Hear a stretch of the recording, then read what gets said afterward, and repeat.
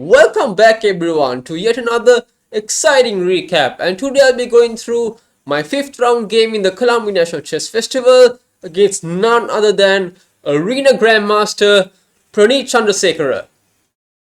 So he in fact is an AGM and he has a FIDE rating of 1870, which is about close to 370 points above me, and I have the white pieces. So without further ado, let's get right into the game. Alright, so I began with b3, e5, bishop b2. This is my traditional Nim-Salazar setup, and here he surprised me with f5. Now, I have never faced f5 in any over-the-board chess tournaments before. I played several international rated chess tournaments, but I've never faced f5. It's always either d5 is by far the most common move here. f5 was very new to me, so I just tried to play as normal. I played bishop b5, he went e4, and now I went knight e2, hoping to maybe go d3 in the near future, or even just castle. Just trying to basically just develop my pieces. Nothing special here. Knight f6, I castle, bishop e7, and now I go d3.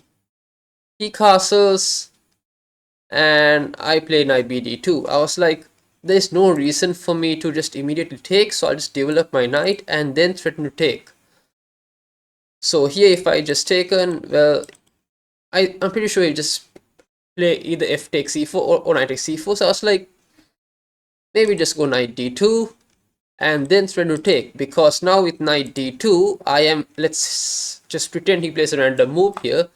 Now I have d takes e4, f takes e4, and now I can play knight takes e4, temporarily sacrificing a knight, but we are winning a pawn here because after takes we have this check, rook f7, and we are just a pawn, a clean pawn.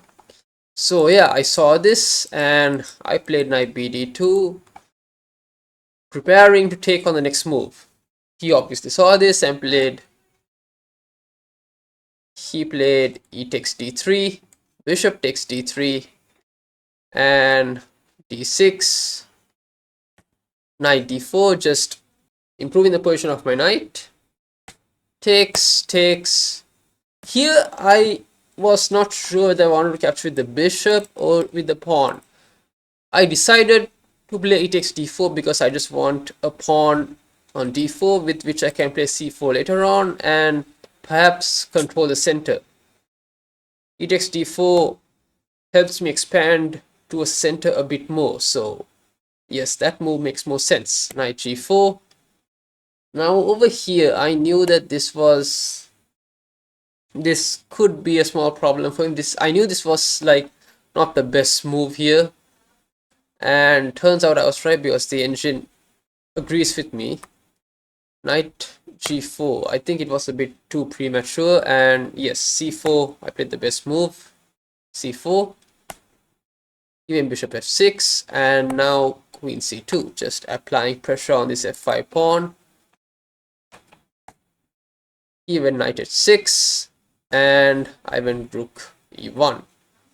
The engine says to go just knight f3 and then afterwards play rook e1, but yeah, I just went rook e1 immediately.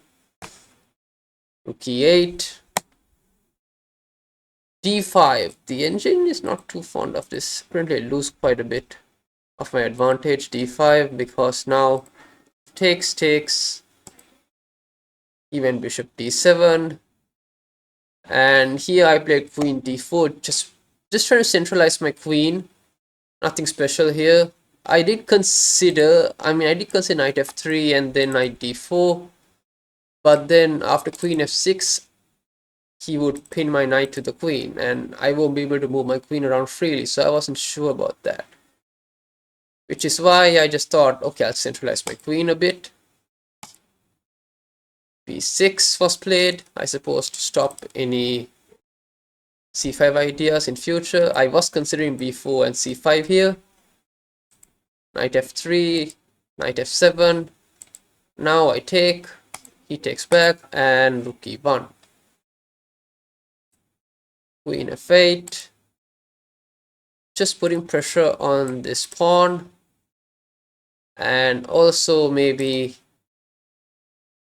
threatening knight d4 or even knight a6, knight e6 ideas in the future, g6. And here I wasn't sure what to do, because if I went here, then his knight can come here to e5. And my bishop's under attack, so I'll have to go with the bishop f1. No, bishop c2, and I wasn't too happy about this. So I was like, what can I do here? And then I was like, okay, maybe I'll just go h4, h5, and try to cause some problems on the king side, which is what I did. I went h4. He brought his rook to e8, and I went rook e3. I was like, you know what? I'll make him exchange on his terms. I'll bring my rook to e3, just develop my rook to a better square. And yeah, I mean, if he takes here, my idea was queen takes e3. And now the position is still pretty drawish here. The problem here is that I was taking a lot of time, and I was actually under quite a lot of time pressure at this point. And I had lost my advantage also. It's now back to 0.0. The game's basically a dead draw. But I had time pressure. And now he gets 2 pawns. e5 and f5 both are very strong. Technically this is a draw, but it's very difficult to play for me as white. But with all the time pressure and all, it was just very difficult for me to like stay composed. There's quite a bit of pressure here. After, yeah, f4, queen e2. And here I was like I had less than a minute at this point. I had less than a minute, and I was like in my mind, I was like, this position is dead lost. But after the game, I was like, yeah, no, this is just a draw. I checked with the engine. This turns out to be a draw. It's 0.0. It's dead draw. No, black has no easy way to win this game. So here I was like, yeah, this is just. I thought this was dead lost here, but turns out. Anyway, with just like less than a minute on the clock, I played g takes f4. I took the pawn. He took back, and I was under quite a bit of pressure. I was like, I didn't know what to do. This is coming. This is under pressure. f3 is coming. And I flagged. Yep.